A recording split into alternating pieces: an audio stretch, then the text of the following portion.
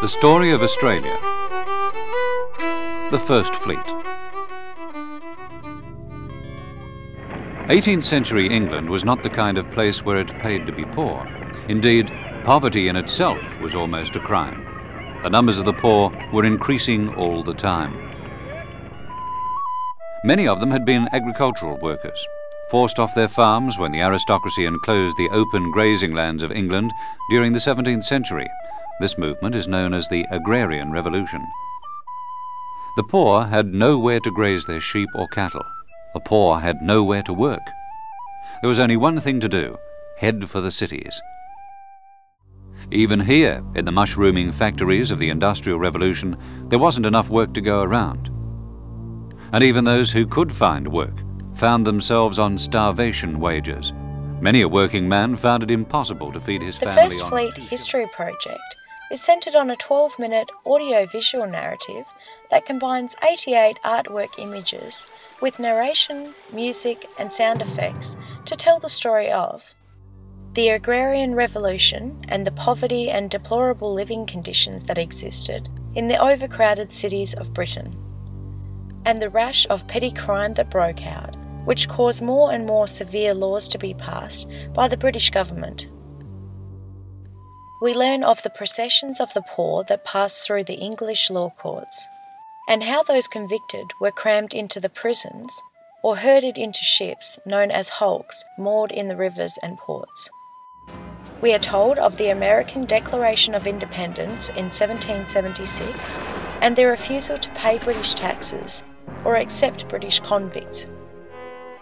We learn how British authorities' need of a dumping place for their convicts, and their hopes of making some profits as well, led to their decision to establish a settlement in New Holland. The appointment of Captain Arthur Phillip to be governor of the new colony, and the organisation and preparation of the First Fleet. The long and tortuous voyage to Botany Bay. The dissatisfaction with Botany Bay as the place to establish a settlement, and the decision to move the settlement to Port Jackson.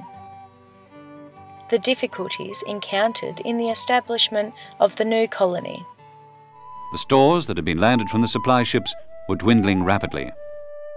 No more help was expected from England for some time, and it would be many months before the hard soil bore fruit. Such was Australia's difficult birth. The First Fleet History Project challenges learners to create their own versions of the narrative by replacing all or any of the 88 artwork images in the original program with images that they have either drawn or painted themselves, or those that they have searched for and chosen as replacements that in their judgment best illustrates that section of the narrative. Each image of the narrative has an accompanying notes page, which assists learners to develop patterns of historical reasoning by encouraging them to ask questions, foster debate, use evidence to support a position, and to communicate that position effectively. Each narrative contains an assessment page where teachers can communicate with the students and assign lessons of work and give instructions on how the work is to be carried out, and provide assistance and constructive criticism of the work in progress and give a written assessment of the completed project. The same assessment page is used for all frames in the narrative, allowing teachers to assess the student's entire project in the one assessment document by referring to the frame numbers.